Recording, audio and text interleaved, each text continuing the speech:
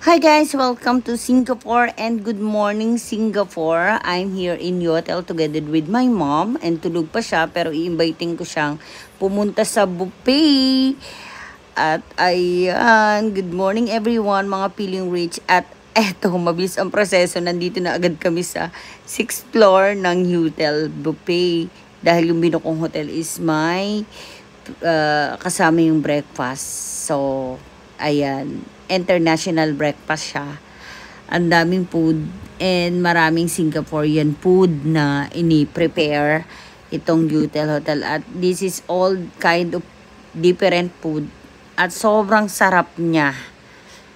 So, cherry tomato and bread and bacon. Like normal breakfast. Yan lang yung kinakain ko. Then salad for my mom and sausage. Also, kumuha siya ng pansit. And bread, a lot of bread. Ayan, may butter. And some of Singaporean cuisine. Ayan yung breakfast namin ng mom ko.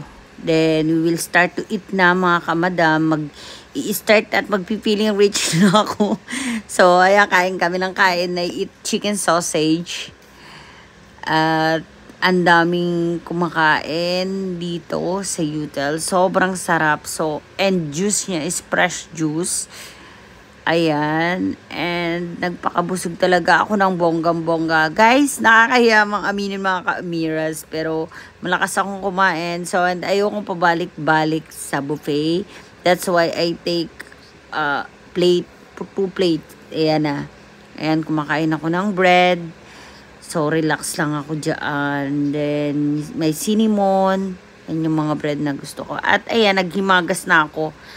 Mga ka-amiras, favorite ko kasi ang banana. Naiya pa ako kung paano ko kakainin yung banana.